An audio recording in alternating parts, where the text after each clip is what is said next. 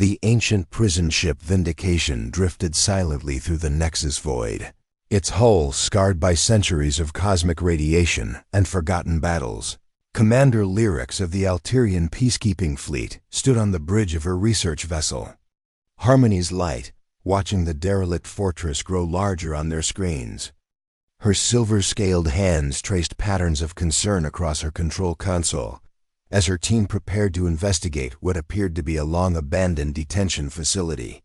None of them realized they were about to release something that would make them question everything they believed about justice, mercy, and the true nature of power.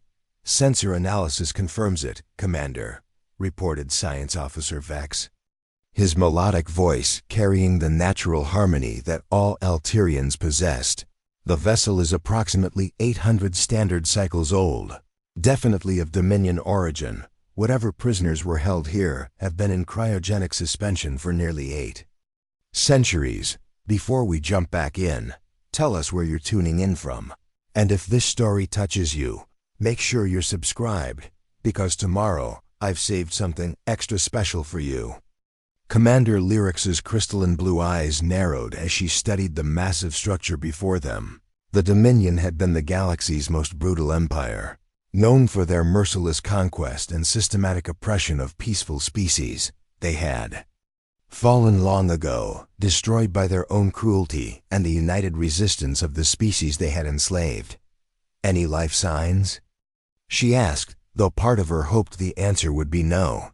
Dominion prisons were notorious for holding the most dangerous criminals in the galaxy. "Just one, Commander," Vex replied, his scaled fingers dancing across his bioscanner. "A single cryogenic pod in the maximum security section is still functioning. The readings indicate the prisoner inside is human." The bridge fell silent.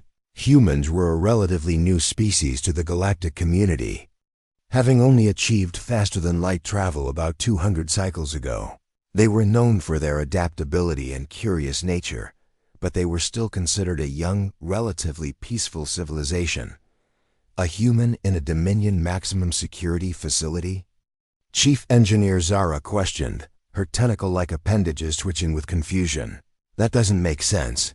Humans weren't even spacefaring when the Dominion fell." Dr. Kellen, the ship's medical officer and rehabilitation specialist, stepped forward. His people, the empathy, were natural healers who could sense emotional trauma across species. "Commander, if there's a human who's been imprisoned for 8 centuries, they must have endured unimaginable suffering. The psychological damage alone could be beyond repair," finished Security Chief Thorin, his massive frame and rocky hide showing the scars of his warrior past. Unlike the others, Thorin had actually fought against Dominion forces in the final days of their empire. "Commander, I advise extreme caution. The Dominion didn't put people in maximum security for minor crimes." Lyrix considered her options. The Alterian Peacekeeping Fleet existed to protect the innocent and rehabilitate those who had lost their way. It was their core philosophy that no being was beyond redemption, that with proper care and understanding, even the most troubled individuals could find peace. "Dr. Kellen," she said finally, "what are the chances of successful revival after 8 centuries in cryogenic suspension?" The empathy physician consulted his medical database. "With Dominion technology?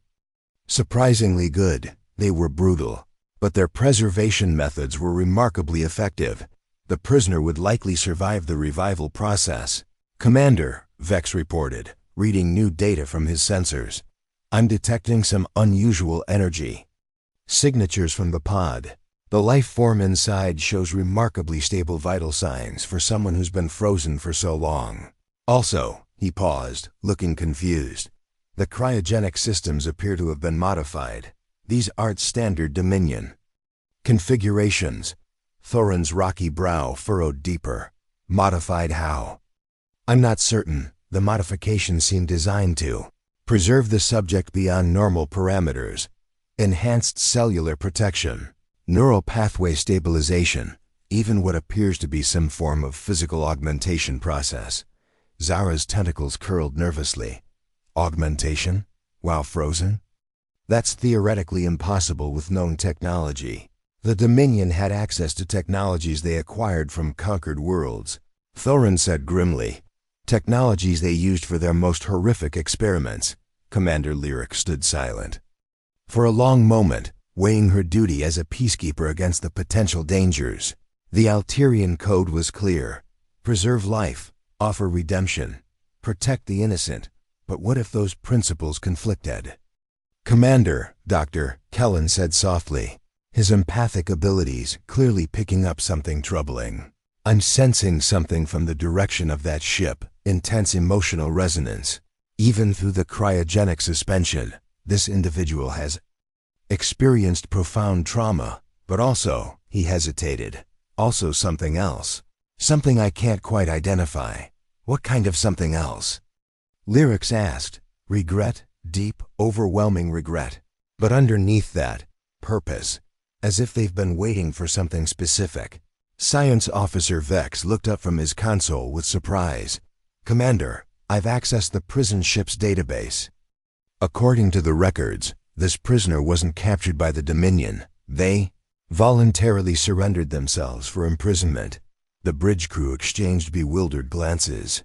Who voluntarily imprisoned themselves in a maximum security Dominion facility? There's more, Vex continued, his voice growing more concerned. The prisoner's designation is listed as Project Retribution. Their crime classification is Crimes Against Existence. Thorin's massive hands clenched into fists. Commander, I strongly recommend we leave this ship and report our findings to the Galactic Council. Whatever this human did, it was serious enough that they felt they deserved to be locked away forever. But Dr. Kellen shook his head, his empathic nature conflicting with security concerns. Or perhaps they locked themselves away to protect others, Commander. We have a duty to at least try to help. If this being has suffered for 8 centuries, don't we owe them the chance for redemption? Commander Lyrix stared at the prison ship, her mind racing through possibilities. In all her years as a peacekeeper, she had never encountered a situation quite like this. A human from before their species had even left their home system, imprisoned voluntarily in a Dominion facility. Somehow surviving 8 centuries with mysterious augmentations. Prepare a boarding party, she decided. Dr. Kellen, Thorin, Vex, you're with me, Zara. Maintain position and monitor all communications. If something goes wrong, I'll get you out of there, Commander, the engineer assured her. As they prepared to board the ancient prison ship, none of them could have imagined that they were about to wake someone who would challenge everything they thought they knew about justice, redemption, and the price of protecting the innocent. The human in the pod had been waiting for nearly 8 centuries, and soon they would discover why some prisoners choose their own cages. The boarding team found the maximum security section deep within the prison ship's core. Emergency lighting cast eerie shadows across walls lined with dozens of empty cryogenic pods, their former occupants long since deceased. Only one pod hummed with life, its status indicators glowing a steady blue. The revival process will take approximately 6 hours, Dr. Kellen explained as he connected his medical equipment to the ancient pod. I'll need to raise the body temperature gradually to prevent cellular damage. Through the frosted viewing panel, they could see the vague outline of a human figure. The prisoner appeared young, perhaps in their 30s by human standards, with dark hair and a peaceful expression that seemed oddly serene for someone imprisoned. For Crimes Against Existence, I'm accessing the prisoner's file, Vex reported, his voice tight with concentration. The records are heavily encrypted, but I'm breaking through the security protocols. Commander Lyrix studied the cryogenic pod's modifications. Strange crystalline structures had been integrated into the freezing matrix, pulsing with an energy signature she didn't recognize. These augmentations, they're not Dominion technology. No, Thorin agreed grimly. I've seen Dominion experiments. This is something else entirely. As the hours passed and the revival process continued, Vex finally cracked the encrypted files. His expression grew increasingly troubled as he read. Commander, according to these records, The prisoner's name is Marcus Chen. He was a theoretical physicist from Earth, specializing in quantum mechanics and dimensional theory. But that's impossible. Humans didn't have that level of scientific knowledge 800 years ago. Dr. Kellen monitored the warming body's vital signs. His cellular structure is remarkable. I'm detecting modifications at the genetic level, enhanced durability, increased mental processing capacity, even what appears to be limited cellular regeneration. What were his crimes? Lyrix asked, though she dreaded the answer. Vex was quiet for a long moment. The file says he destroyed an entire star system, not through war or weapons, but through a scientific experiment that went catastrophically wrong. The Kepler 442 system, 7 planets, billions of inhabitants. All gone in an instant. The boarding team fell silent. The scale of such destruction was almost incomprehensible. But it gets stranger, Vex continued. According to the records, Marcus Chen traveled back in time to prevent an even greater catastrophe. The experiment that destroyed Kepler 442 was apparently his attempt to stop something called the unraveling, a phenomenon that would have destroyed the entire galaxy. Dr. Kellen's empathic abilities were growing stronger as the human's consciousness approached the surface. I can feel his emotions now, the guilt, it's overwhelming. He's been carrying the weight of those billions of deaths for centuries. Time travel. Thorin scoffed. Impossible. Is it? Lyrix asked. We're looking at a human from before their space age, somehow possessing advanced scientific knowledge, with modifications that shouldn't exist. Maybe impossible things are exactly what we're dealing with. The vital signs monitor chimed softly.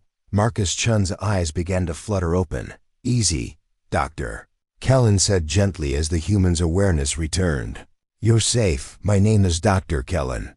You've been in cryogenic suspension for a very long time. Marcus's eyes focused slowly, taking in the alien faces around him. When he spoke, his voice was hoarse but surprisingly calm. How long? Nearly 800 years, Commander Lyrix replied. I'm Commander Lyrix of the Alterian Peacekeeping Fleet. We found you aboard this prison ship. Marcus closed his eyes briefly, as if processing this information caused him physical pain. The Dominion fell? Long ago, Lyrix confirmed. The galaxy is at peace now. We came here as part of a humanitarian mission to check for survivors. Survivors? Marcus repeated bitterly. That's what I am, isn't it? A survivor, while billions of others aren't. Because of what I did, preparing and narrating this story took us a lot of time. So if you are enjoying it, subscribe to our channel. It means a lot to us. Now back to the story. Dr. Kellen's empathic senses were overwhelmed by the waves of guilt and self-loathing emanating from the human.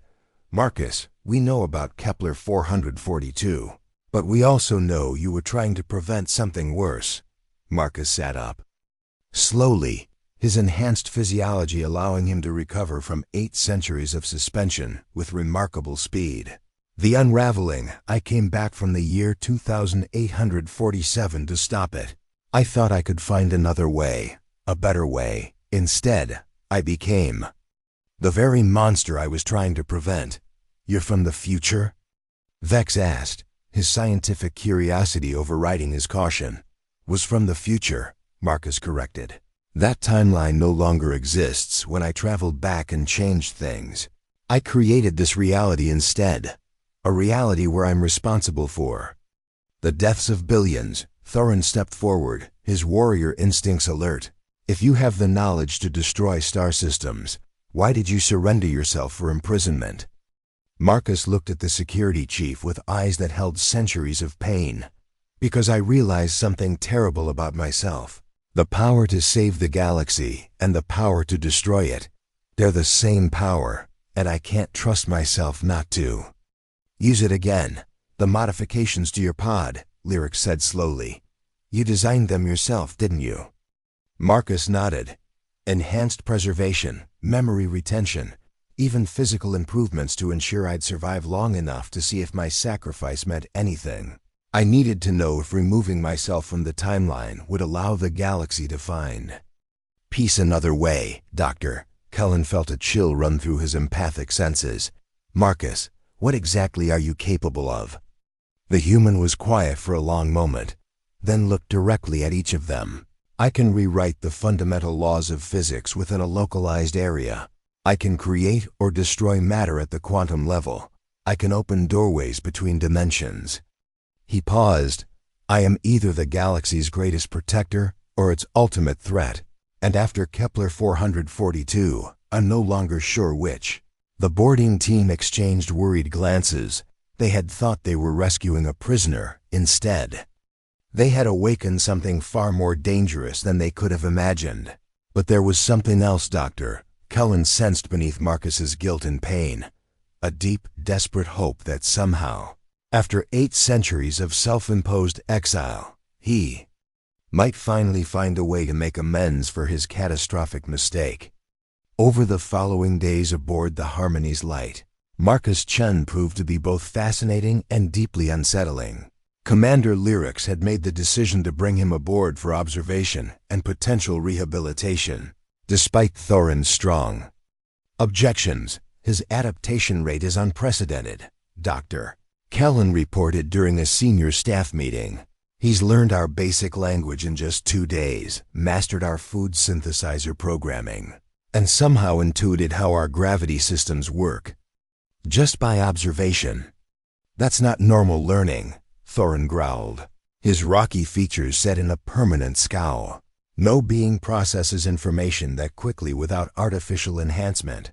Science Officer Vex nodded in agreement. I've been monitoring his interactions with our computer systems. He hasn't asked for access codes, yet somehow he's been viewing technical manuals that should be restricted. When I asked him about it, he said he was reading the quantum signatures of our data storage, Commander. Lyrix felt a growing unease. Reading quantum signatures? That's impossible. That's what I thought, Vex replied.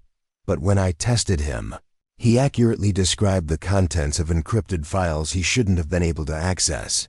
He claims he can perceive information at the subatomic level, Doctor. Kellen shifted uncomfortably. There's something else, his emotional patterns. They're not entirely human anymore. I sense guilt and remorse, yes, but underneath there's something else. A kind of detached calculation, as if he's constantly running probability assessments on everything around him. What kind of assessments? Lyrix asked. I'm not sure, but sometimes when he looks at us, I get the impression he's seeing not just who we are, but every possible thing we might become, every choice we might make. It's unsettling. Marcus had requested to help with ship maintenance, claiming he needed something to occupy his mind. Chief Engineer Zara had initially been grateful for the assistance, but her tentacles now twitched with nervous energy whenever she spoke about their human guest. He fixed our quantum drive efficiency problem in about 10 minutes, she reported. A problem our engineering team has been working on for months. But here's the thing, he didn't use any tools. He just touched the drive core and somehow realigned the quantum matrix with his bare hands. Thorin's expression darkened further. No being should be able to manipulate quantum fields directly. That kind of power could reshape reality itself, Vex finished quietly. Commander Lyrix had been observing Marcus carefully during their daily conversations. He was polite, helpful, and genuinely seemed to want to contribute positively to their mission. But there were moments, brief flashes, where she glimpsed something else beneath his carefully controlled exterior.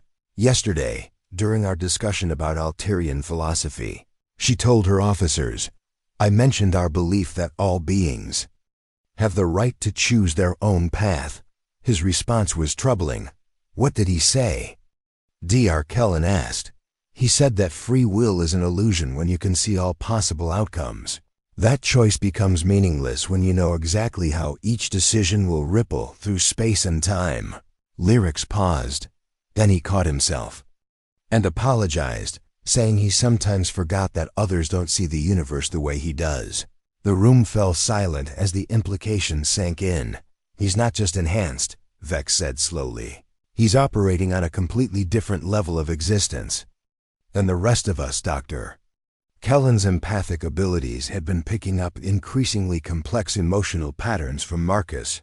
I think the guilt over Kepler 442 is genuine, but it's mixed with something else, frustration maybe. As if he's waiting for something specific to happen. Waiting for what? Thorin demanded. I don't know, but sometimes I catch glimpses of anticipation. Like he knows something we don't. Commander Lyrix had noticed Marcus's odd habit of staring out at the stars for hours at a time when she'd asked him about it. He'd said he was monitoring probability streams to ensure they stayed on the optimal timeline. What happens if we don't stay on this optimal timeline? She had asked. Marcus had looked at her with those strangely ancient eyes and simply said, "Then I'll have to make corrections." The phrase had chilled her to her core. Chief Engineer Zara reported that Marcus had started making small modifications to various ship systems without permission when confronted. He claimed he was preparing for contingencies, and that the modifications would improve their survival odds in upcoming scenarios. Upcoming scenarios? Lyrix had pressed. What upcoming scenarios? The ones I can see, Marcus had replied matter-of-factly. The convergence points where this timeline intersects with others. They're getting closer, Science Officer Vex had tried to understand Marcus's modifications, but found them incomprehensible. It's like he's operating according to physical laws that don't exist in our reality. He reported. The changes he's making shouldn't work, but somehow they do. The breaking point came when Dr.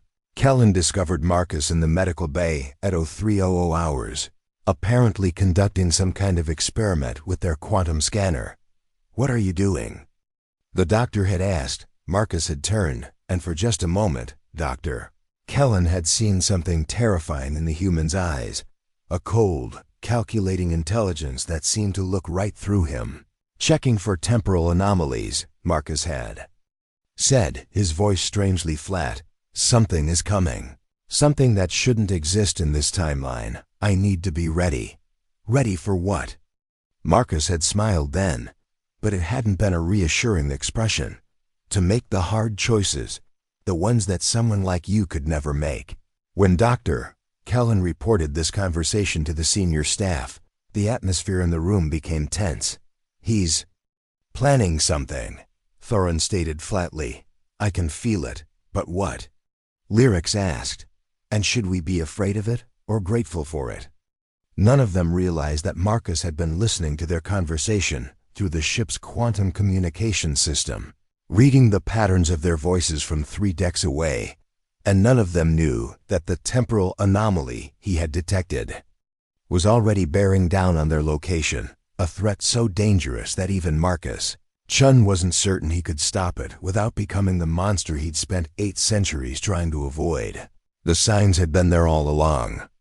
Now they were about to discover that some prisoners don't lock themselves away to protect the galaxy from their power. They lock themselves away to protect their power from a galaxy that might force them to use it.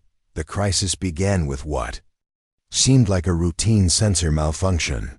Science Officer Vex was calibrating the ship's long-range scanners when reality itself seemed to glitch. "Commander, I'm getting impossible readings," Vex reported, his voice tight with confusion. "Space-time itself appears to be destabilizing in a sphere roughly 1 light hour in diameter around our position." Commander Lyrix hurried to the bridge, where she found her crew staring at displays that showed something that shouldn't exist. The stars were wrong. Not just different, but fundamentally impossible. Some appeared to be moving backwards through time, while others flickered between different states of existence. "What are we looking at?" she demanded. "A temporal cascade failure," Marcus said quietly from behind her. None of them had heard him approach. "Someone is trying to force their way into this timeline from another reality." Thorin spun around, his hand moving instinctively to his weapon. "You knew this was coming." "I hoped I was wrong," Marcus replied, his earlier calm demeanor cracking. "But the probability convergences were too strong to ignore. They found me." "Who has found you?" Lyrix demanded. Marcus's expression was grim. The Marcus Chun from the timeline where I never traveled back, where I never destroyed Kepler 442, where I completed my research and became, he paused, seeming to struggle with the words, where? I became what I was always meant to become, before anyone could respond. Space around them began to tear, reality split open like fabric being ripped apart, and through the dimensional rift stepped something that wore Marcus Chun's face but emanated power so vast it made the air itself vibrate with potential energy. "Hello, alternate self," the newcomer said, his voice carrying harmonics that shouldn't be possible. "I've come to collect what was stolen from me." The original Marcus stepped forward, and suddenly the air between the two versions of the same man crackled with competing energies. "I stopped the unraveling. The galaxy is safe." "Safe?" The alternate Marcus laughed, and reality rippled around him. "You call this timeline safe? Look at what you've created. A universe where the Vazari swarm devours half the galaxy in 2847, where the quantum plague spreads unchecked through 14 sectors, where countless billions die because you were too cowardly to embrace your true potential." Commander Lyrix and her crew could only watch in terror as the two versions of Marcus Chin faced each other.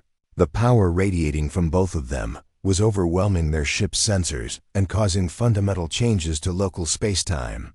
"You destroyed billions," Marcus said through gritted teeth. "I saved trillions."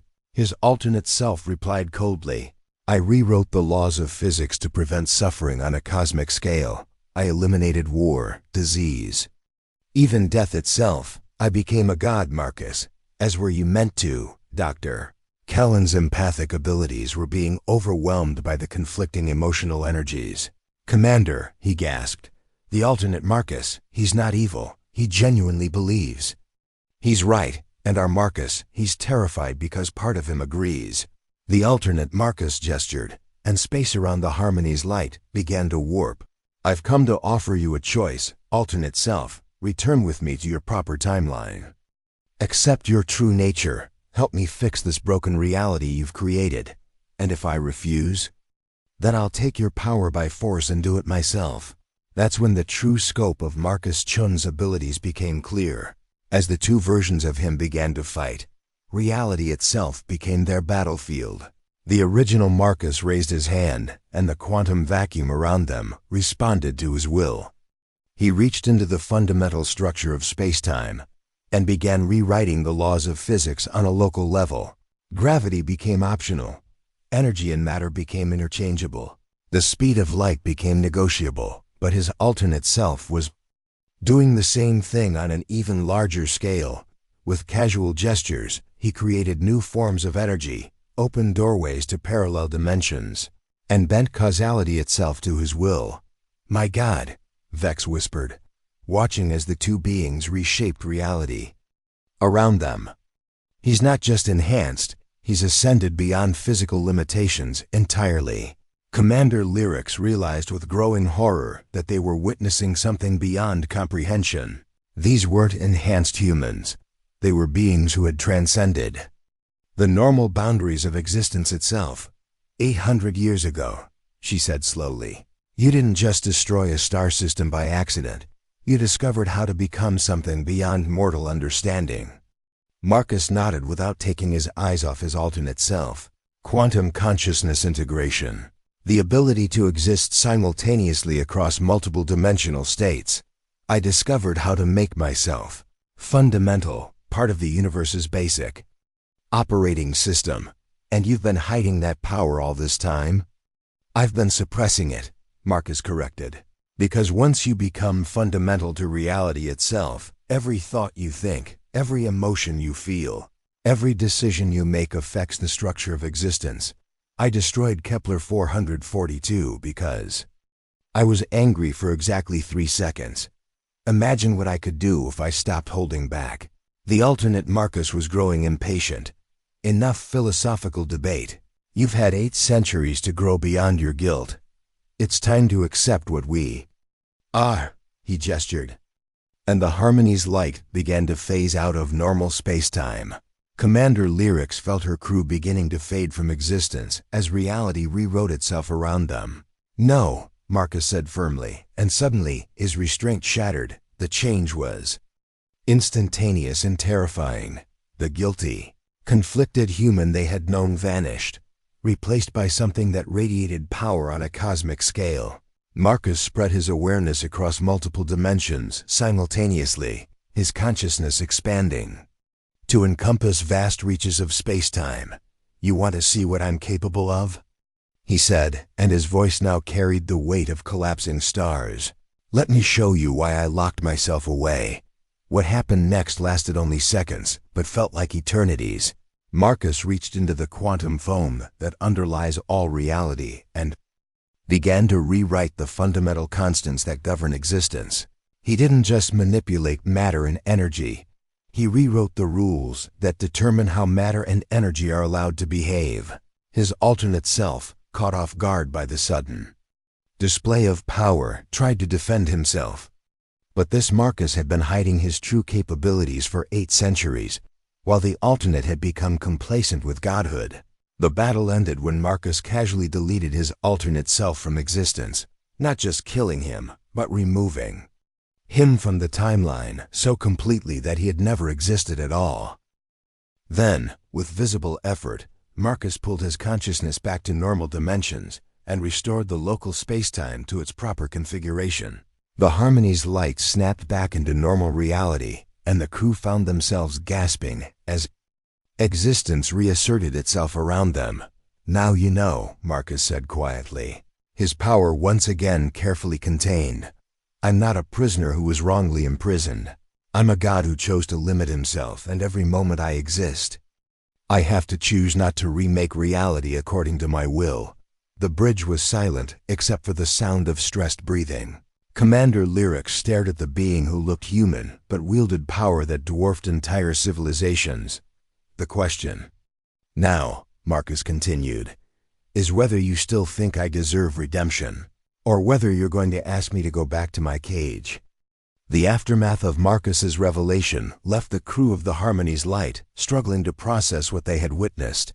For 3 days, they debated what to do with a being who possessed godlike power, but seemed genuinely committed to restraining himself. "We can't just pretend this didn't happen," Thorin argued during another tense senior staff meeting.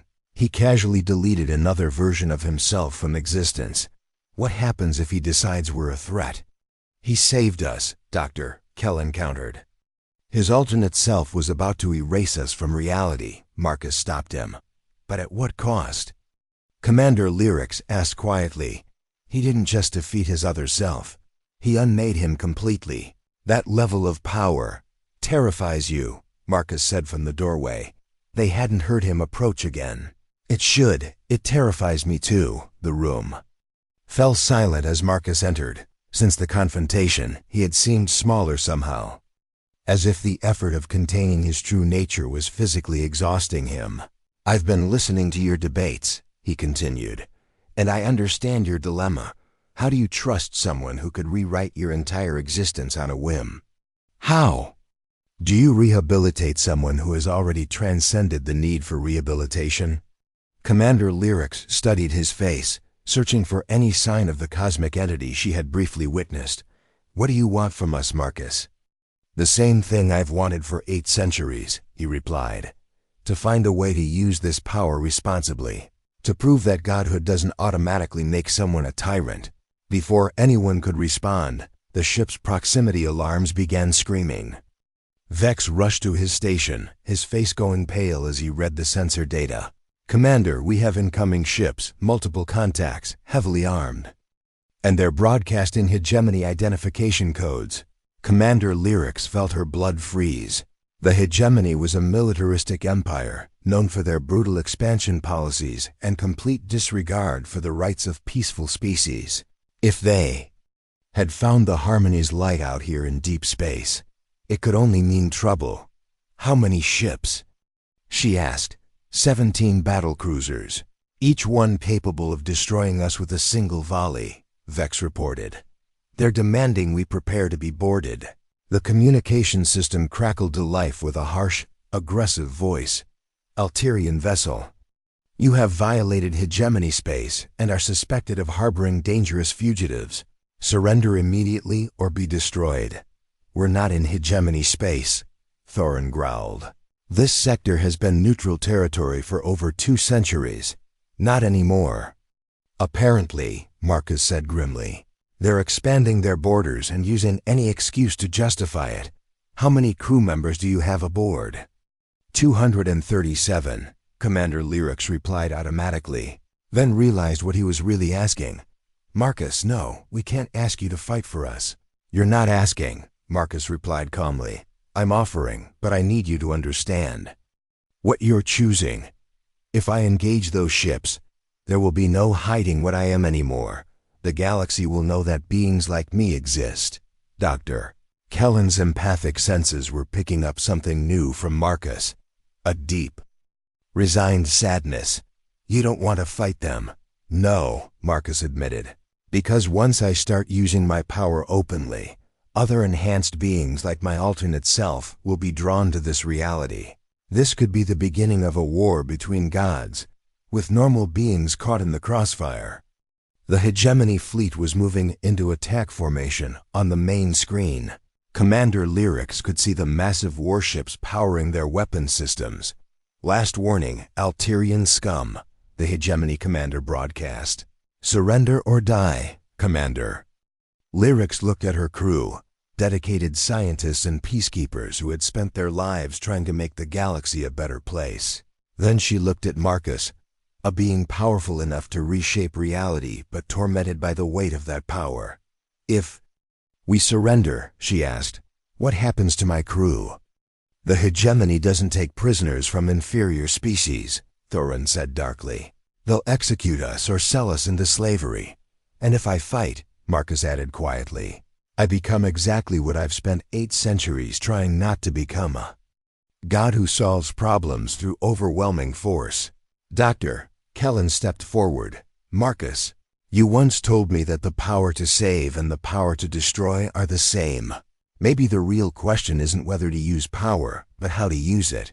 "What do you mean?" "The hegemony is about to murder 237 innocent beings. Your alternate self would probably just delete the entire hegemony fleet from existence. But you're not him. Can you stop them without becoming the monster you're afraid of becoming?" Marcus was quiet for a long moment, staring at the approaching warships. When he spoke, his voice carried a new kind of resolve. "There is a way, but I'll need your trust, all of you. You have it." Commander Lyrix said without hesitation. Marcus closed his eyes and extended his consciousness into the quantum realm. But instead of reaching for the vast reality-altering power he had displayed before, he focused on something much more subtle. "Fascinating," Vex reported, watching his sensors. "The hegemony ships are stopping. Their weapons are powering down." On the main screen, they could see the enemy fleet hanging motionless in space. No explosions, no destruction. Just sudden, complete stillness. "What did you do?" Thorin asked. "I gave them a choice," Marcus replied, his eyes still closed. "I'm projecting a localized field that forces complete honesty within their command structure. Right now, every hegemony officer is telling their superiors exactly what they really think about this unprovoked attack on peaceful explorers." Dr. Kellen's empathic abilities were picking up waves of confusion and growing understanding from the enemy ships. They're realizing they're wrong. The field isn't controlling their minds. It's just making it impossible for them to lie to themselves or each other, forcing people to confront their own hypocrisy. Marcus explained, "It's not mind control, it's enforced self-awareness. They still have free will. They're just seeing themselves clearly for the first time." The hegemony commander's voice came over the communication system again, but this time it was confused and uncertain. "Alterian vessel, we may have made an error. This sector is indeed neutral territory. We are withdrawing." One by one, the massive warships turned and departed, their crews grappling with the sudden, uncomfortable clarity about their own motivations and actions. 17 battle cruisers, Thorin said in amazement. You defeated 17 battle cruisers without firing a shot or destroying anything. I didn't defeat them, Marcus corrected. Opening his eyes, I helped them defeat themselves. The power was always there to make better choices. I just made it impossible for them to ignore those choices. Commander Lyrix felt something shift in her understanding of Marcus Chun. You found a way to use godlike power without becoming a tyrant. I found one way, Marcus replied carefully. For one situation, the real test will be whether I can keep finding ways like this, or whether I'll eventually take the easier path and just force the galaxy to be what I think it should be, Doctor. Kellen was studying the emotional resonance he was picking up from Marcus. You're not planning to go back into cryogenic suspension, are you? Marcus smiled for the first time since his awakening, a genuine, hopeful expression. No, I think it's time I stopped hiding from what I am and started learning how to be what the galaxy needs instead of what it fears. The greatest test hadn't been whether Marcus could defeat the Hegemony Fleet. It had been whether he could do so without losing his humanity. And for the first time in 8 centuries, Marcus Chun had reason to believe that godhood and compassion weren't mutually exclusive. 3 months had passed since the encounter with the Hegemony Fleet, and the Harmony's light had become something unprecedented in galactic history, a ship where mortals and a god worked together as equals. Commander Lyrix stood on the observation deck, watching Marcus help Chief Engineer Zara optimize their quantum drive systems. His method was remarkable to witness. Instead of imposing solutions through raw power, he would enhance Zara's own understanding, allowing her to see possibilities that had always existed, but were previously beyond mortal perception. The modifications he's helped us develop, Zara had reported enthusiastically. They're not dependent on his power. Any ship could use them. He's not just solving our problems. He's teaching us to solve them ourselves. Doctor, Kellen joined Lyrix at the observation window. His emotional resonance has changed completely, the empathic doctor noted. The guilt is still there, but it's balanced now by purpose and something I never expected to feel from him. What's that? Hope, for the first time since I've known him. Marcus Chun has hope for the future. The transformation hadn't been without challenges. Word of the mysterious defeat of a Hegemony fleet had spread throughout the galaxy, sparking curiosity from various governments and organizations. Commander Lyrix had received dozens of requests for meetings, investigations, and demands for explanations. The Galactic Council wants a full report, she had told Marcus during one of their weekly briefings. They're convinced we've developed some kind of new weapon technology. Let them think that for now, Marcus had replied. The galaxy isn't ready to know about enhanced beings like me. But maybe, if we're careful, we can prepare them. That preparation had become their new mission, instead of simply exploring space. The Harmony's light had become a mobile laboratory for ethical power application. Marcus worked with the crew to develop new technologies, solve seemingly impossible problems, and demonstrate that overwhelming capability didn't have to lead to overwhelming corruption. Science Officer Vex had been documenting everything. We're not just recording first contact with an enhanced being, he explained to Lyrix. We're creating a framework for how advanced entities can coexist with baseline consciousness. This could be the most important research in galactic history. Their first real test had come when they encountered a system-wide plague that was devastating the Realan colonies. Traditional medicine had failed, and billions of people were dying. I could cure it instantly, Marcus had told the senior staff. Rewrite the virus at the genetic level, make it harmless across 17 star systems simultaneously. But Thorin had prompted, but that would be imposing my will on a galactic scale. Instead, let me work with your medical team. Let me enhance their understanding just enough to find the cure themselves. It had taken 3 weeks instead of 3 seconds. But the Realan medical scientists had developed a cure using principles they understood and could replicate. Marcus had guided them, enhanced their perception, opened their minds to possibilities. But the breakthrough had been genuinely theirs. We saved billions of lives, Doctor, Kellen had reflected afterward. And we did it in a way that made the galaxy stronger, not more dependent. Now, as Commander Lyrix watched Marcus patiently explain quantum mechanics to a group of junior scientists, she marveled at how much had changed. The being who had once considered himself too dangerous to exist had become a teacher, a guide, and perhaps, most importantly, a friend. Commander, Vex reported from the bridge. We're receiving a priority message from the Outer Rim. The Vascan Republic is reporting some kind of spatial anomaly that's affecting their shipping lanes. Lyrix and Dr. Kellen made their way to the bridge, where they found Marcus already studying the incoming data. Interdimensional bleed-through. He diagnosed grimly. Someone is trying to force their way into our reality from a parallel timeline. Up. Next, you've got 2 more standout stories right on your screen. If this one hit the mark, you won't want to pass these up. Just click and check them out. And don't forget to subscribe and turn on the notification bell so you don't miss any upload from us.